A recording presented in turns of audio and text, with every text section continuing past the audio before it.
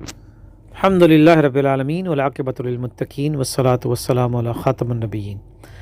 آج کی نشست میں سورہ الحج کی آخری آیت نمبر 73 سے لے کر 78 تک کا مختصر سا مطالعہ پیش کیا جا رہا ہے، چونکہ یہ بہت ہی اہم مضمون ہے، اس لیے الگ سے اس کے اوپر گفتگو پیش کی جا رہی ہے۔ چنانچہ اللہ سبحانہ و تعالیٰ کا ارشاد ہے، اعوذ باللہ من الشیطان الرجیم، بسم اللہ الرحمن الرحیم، یا ایہا الناس ضرب مثل فاستمعوا لہ۔ اے لوگو، ایک مثال بیان کی جا رہی ہے، اس کو غور سے سنو۔ ان الذین تدعون من دون اللہ لن یخلقوا ذبابا ولو اجتمعوا لہ۔ بے شک وہ لوگ جو اللہ کے سوا دوسرے جھوٹے باطل معبودوں کو پکارتے ہیں، لن یخلقوا ذبابا، وہ سب مل کر ایک مکھی بھی نہیں بنا سکتے، اگرچہ ولو اجتمعوا لہو، اگر وہ سب اس کام کے لیے جمع ہو جائیں، اکٹھے ہو جائیں، تو پھر بھی مل کر ایک مکھی نہیں بنا سکتے۔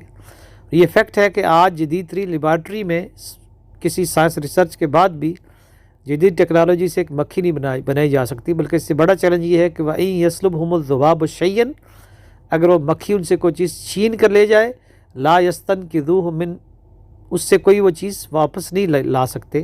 ضعف الطالب والمطلوب، طالب یعنی چاہنے والا، جو وہ پکارنے والے ہیں، جو وہ طالب ہو گئے، طالبین یعنی اس کے چاہنے والے، اور مطلوب جس کو وہ چاہ رہے ہیں، یعنی جس سے وہ مدد مانگ رہے ہیں، دونوں ضعیف ہیں، کمزور ہیں۔ تو یہاں طالب اور مطلوب کے معنی ایک تو یہ ہو گیا کہ وہ جو بتوں کو پکارنے والے مشرک ہیں وہ طالبین ہیں، اور مطلوب جن کو پکار رہے ہیں بتوں کو، وہ ان کے مطلوب ہیں۔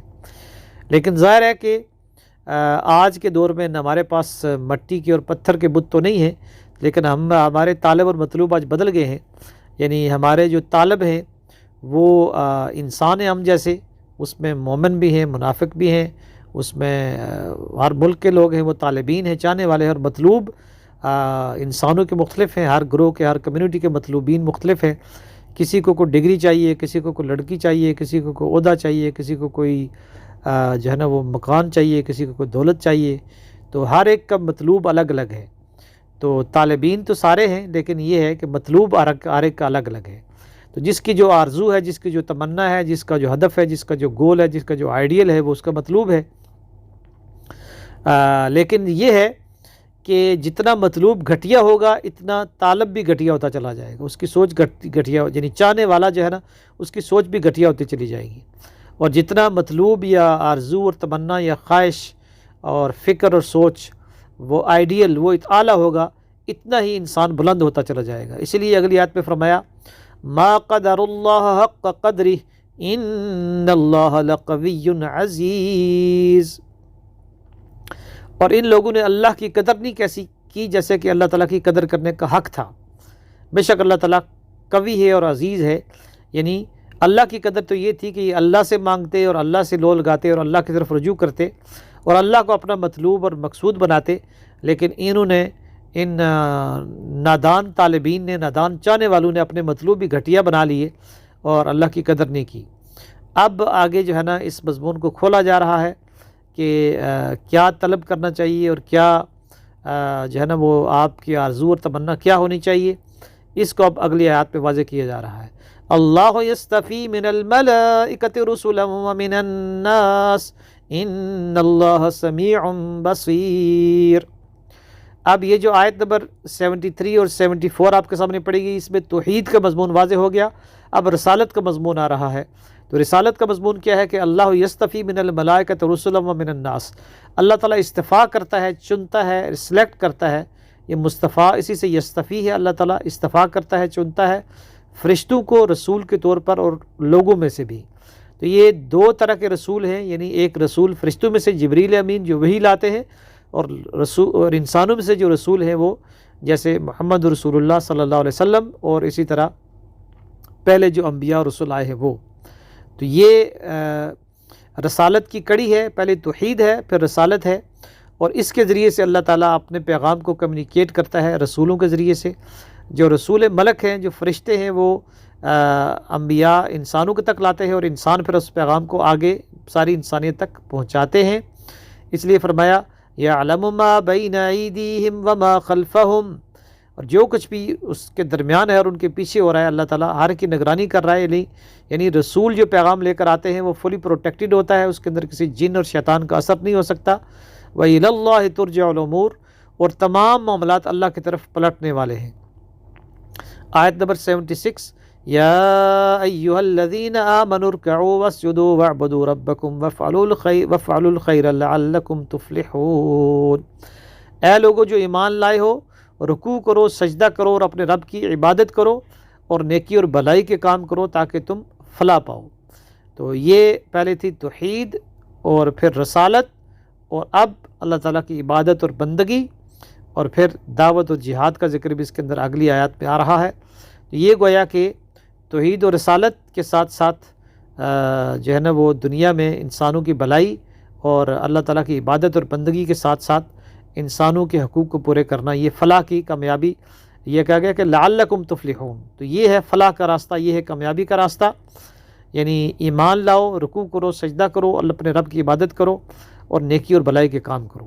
اس کے بعد پھر آتی ہے سب سے جامع ترین آیت اس پوری سورت کی، اور قرآن مجید میں سے بھی جامع ترین آیات میں سے یہ ہے وَجَاهِدُوا فِي اللَّهِ حَقَّ جِهَادِهِ. آیت نمبر 78 ہے سورہ الحج کی. اللہ کے راستے میں جہاد کرو جیسا کہ جہاد کرنے کا حق ہے. هُوَ اجْتَبَاكُمْ، اس نے تمہیں چن لیا ہے. پہلے استفاء کا لفظ آ چکا ہے، تو یہاں اجتباء کا لفظ ہے کہ وہاں پہلے رسولوں کو اللہ نے چنا، لیکن اب پوری امت کو اللہ نے چن لیا. وَمَا جَعَلَ عَلَيْكُمْ فِي الدِّينِ مِنْ حَرَجٍ، اور اللہ نے تمہارے لیے دین میں کوئی حرج اور تنگی نہیں رکھی.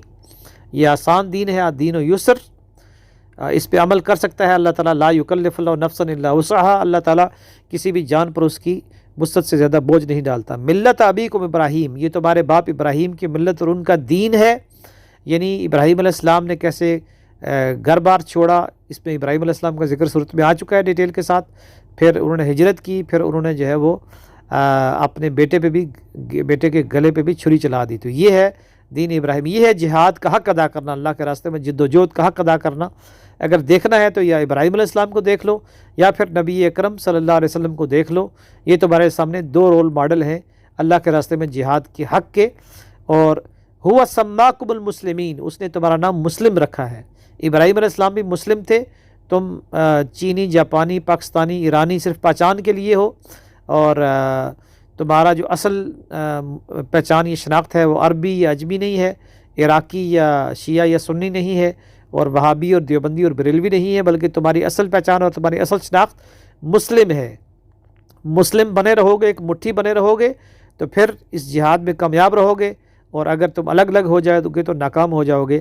اور یہ نام مسلم من قبل وفی ھذا، اس سے پہلے بھی تمہارا نام یہ رکھا گیا تھا، اور اس قرآن کے اندر بھی لیکون الرسول شہیدا علیکم، تاکہ رسول تمہارے اوپر اس دین کے سچے ہونے کی گواہی دیں. وتکونوا شہداء علی الناس، اور تم پوری انسانیت کے اوپر اس دین کے سچے ہونے کی گواہی دو. تو یہ گواہی نبی اکرم صلی اللہ علیہ وسلم نے خلافت راشدہ سے پہلے دین کو غلب کر کے دے دی. پوری طرح دین کو انفرادی، اجتماعی، معاشی، معاشرتی، خاندانی سارے نظام قائم کر کے دکھا دیے. اور پھر خلافت راشدہ کا نظام قائم ہو گیا، جس کا ذکر پچھلی صورت میں ہو چکا ہے سورہ الانبیاء میں. اور پھر آخری جو خلافت علی منہاج النبوہ قائم ہونی ہے، اب اس کے لیے مومنوں نے جد و جہد کرنی ہے قیامت کے لیے، قیامت تک کے لیے.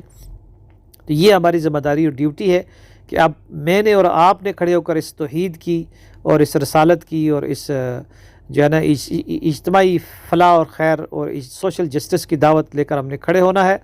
اور یہ ہماری ڈیوٹی ہے. یہ سب سے اہم ترین ذمہ داری ہے امت مسلمہ کی، جو اس سے پہلے ہم جانتے ہیں کہ سورہ البقرہ میں، سورہ آل عمران میں بھی یہ بیان ہو چکی ہے، آل عمران میں. اور اب چونکہ یہ گروپ کمپلیٹ ہونے لگا ہے، یہ چیپٹر نمبر 3، تو اب دوبارہ اس کی یاد دہانی کروائی جا رہی ہے. اور پھر فرمایا فَأَقِيمُوا الصَّلَاةَ وَآتُوا الزَّكَاةَ، اور نماز قائم رکھو اور زکوٰۃ دو. یعنی نماز کا سسٹم قائم کرو. اجتماعی نظام، جب اسلامی ریاست قائم ہوگی تو وہ نماز کا سسٹم قائم کرے گی. اور آتوا الزکاۃ، زکوٰۃ کا نظام ہوگا. کوئی غریب، بیوہ، یتیم، مستحق، اس کو ان کی ضروریات کو زکوٰۃ سے پورا کیا جائے گا. وَاعْتَصِمُوا بِاللَّهِ، اور سب سے اہم بات یہ ہے کہ اللہ سے چمٹ جاؤ، اللہ سے تعلق مضبوط رکھو، اللہ کے دامن سے چمٹے رہو.